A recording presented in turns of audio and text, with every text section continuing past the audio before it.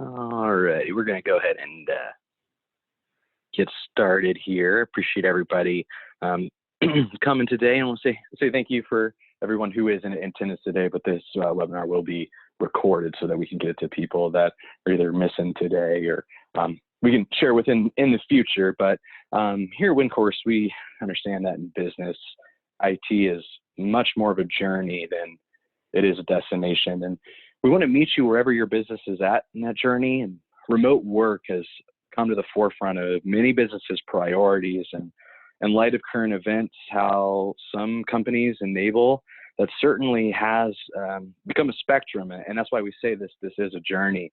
Not sure if any of you have got to see our owners, Mike and Mike, on Facebook Live last night when they were discussing this very topic, but technologies that were once available strictly to enterprises are finally being designed and available for businesses of all sizes.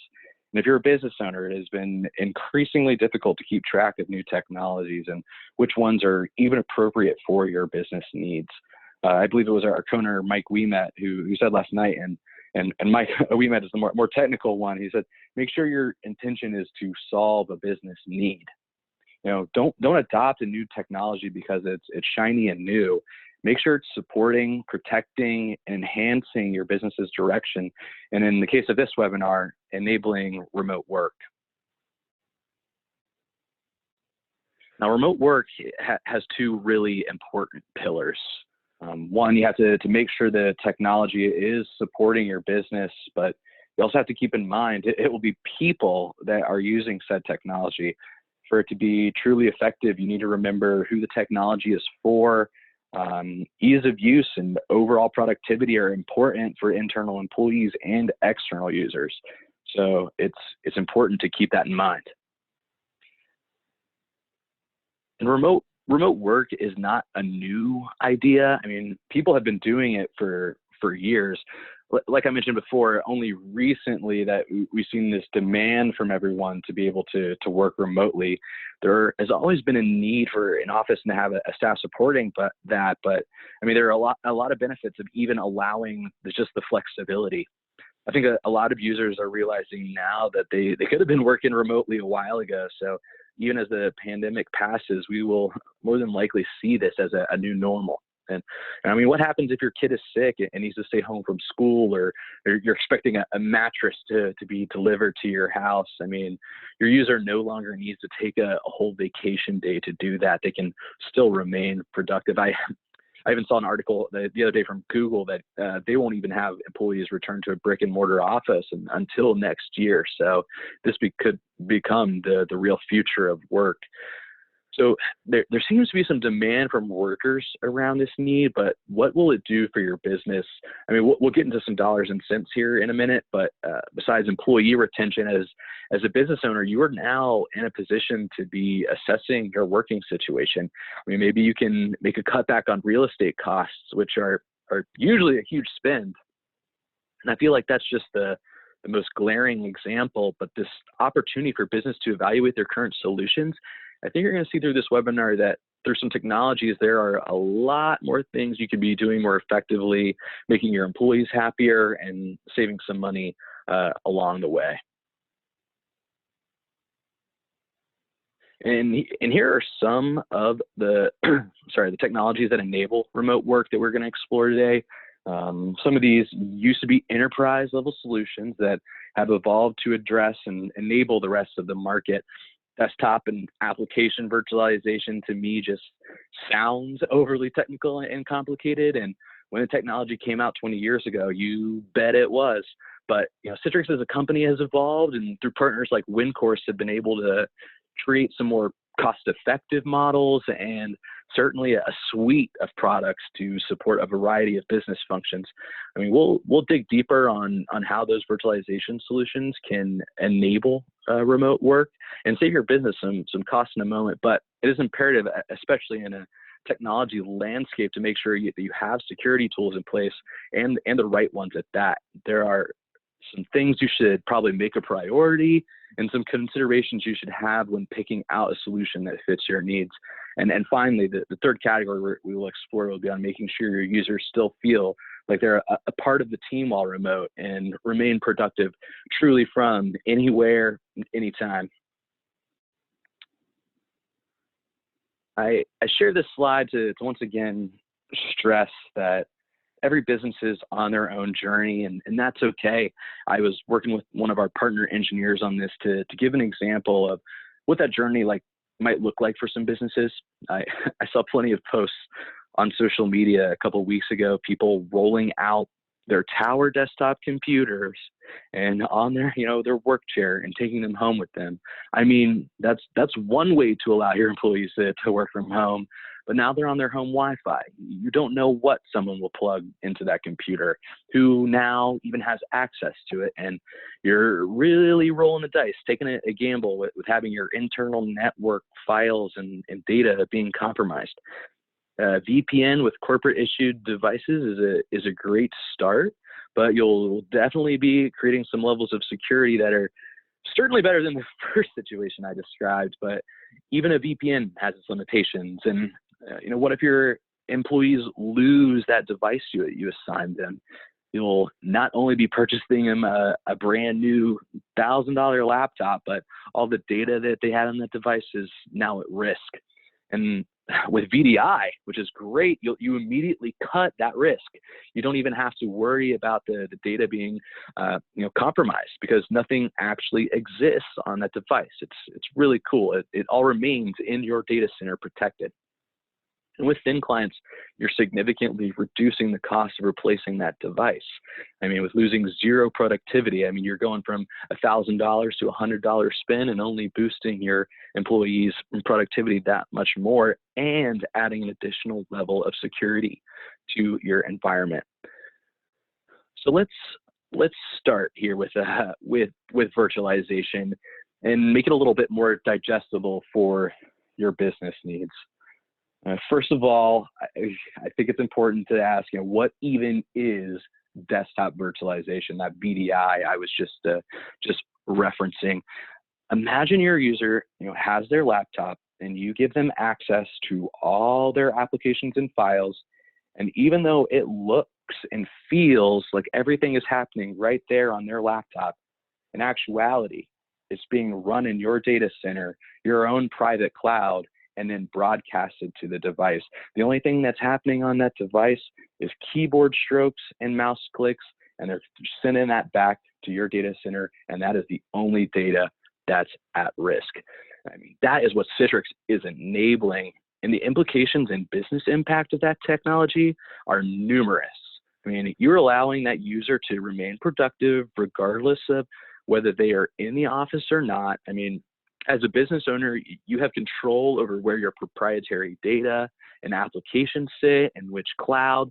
I mean, they don't just exist on a random user's laptop or computer anymore. It's also a technology that can be accessed from any device. So you can allow your employees to use their own devices, saving you money, or even looking at cheaper alternatives to these laptops like Chromebooks. You can put a fully fledged Windows 10 desktop with all those applications with a mouse on an Apple iPad, which is pretty much impossible otherwise. I mean, those 3D applications that require a server and graphic cards to run on a device can be accessed by a user's personal laptop from home.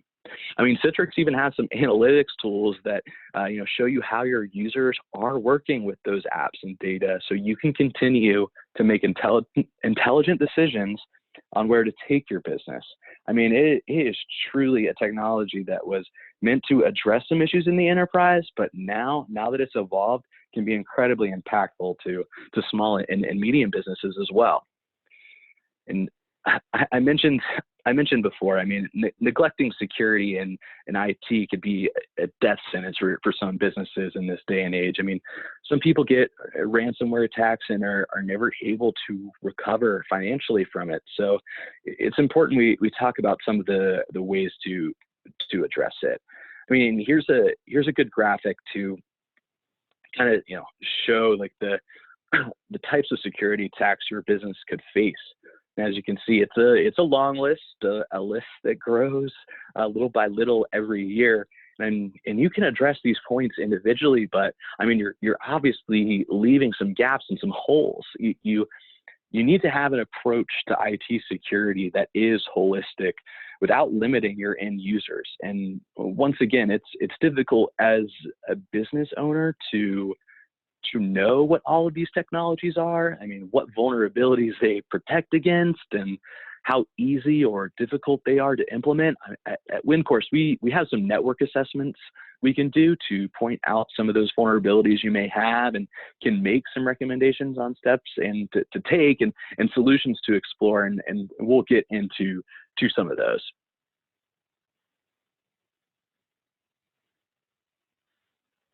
I mean, yeah, most businesses start with a VPN. It makes sense. Surround your internal network with a fence, controlling who goes in, who goes out. But like any fence, there are some holes you need to consider. I mean, can someone just hop over? Can somebody dig under, or even go straight through it by pretending they're one of your employees? I mean, it's a good place to start, but not a great place to end.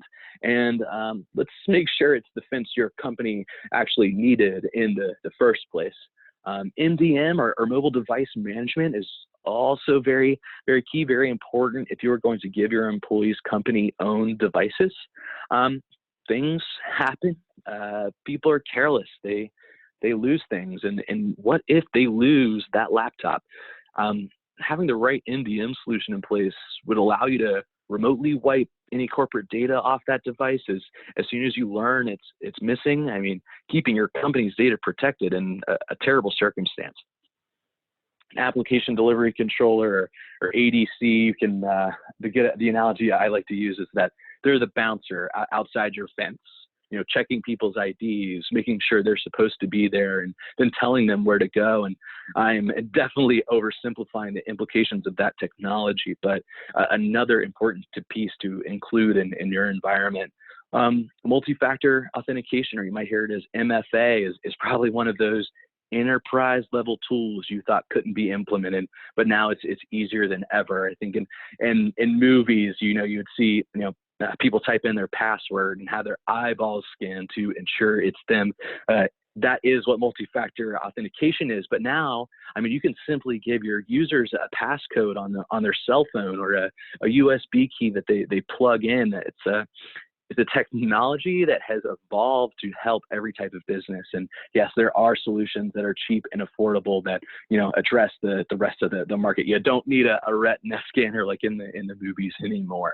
I mean, there's so much you can be doing. And if you look at a product like NetScaler from Citrix, which is the quote unquote the Swiss Army knife of networking, it aggregates a lot of these security functions and even adds that level of analytics, so you can see just how effective the solution really is.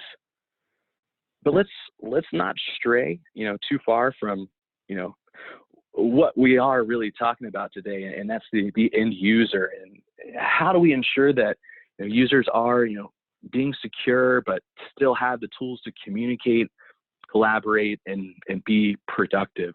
I mean, protecting corporate data and files will always be a priority. I mean, but there are an array of tools that exist to just enable that. I mean, and I feel like everybody has their preference. Are users putting files in Dropbox or Google Drive, the company SharePoint? I mean, all of the above. Do you know some of Box and Dropbox? I mean, some of those are public domains and do not have the security protocols to protect your data from being lost or stolen. You might want to look at a solution like ShareFile to organize all of those repositories and then transition that data to a corporate location or data center with the security policies that you as a business owner put in place. I also feel like web conferencing is also a hot topic, especially after Zoom was hacked not too long ago. Zoom is nice. Obviously, we are using it today, but I mean, is it just the flavor of the month, or is it here to stay? I feel like for a lot of organizations, it was a Band-Aid or a backup plan, but there are some things I know I wish it had that other solutions have, like soft phone integration, the ability to share your webcam and then not have that experience falter over a less than internet connection. mean, and truthfully too, most people have a free version of Microsoft Teams, which is very similar to Zoom that they could have access and don't even know. So it's another thing to evaluate when it comes to collaboration tools. Make sure you have the right partner that is kind of informing you about the technology that you have access to. And I know I've kind of sprinkled in a lot of technologies here, and I'm almost contradicting myself because I'm telling you need to manage a lot of these things, but that can be hard to do. It's important to lean on partners to navigate some of these waters for you, and whoever your partner of choice is. I mean, this is the evolving world of technology. I mean, we here at WinCourse specialize in these remote work solutions, and we want to try to view ourselves as an extension of your current IT team. And just like the added value technology can bring, having the right partner can unlock a lot of value for you too. So, where do we go from here?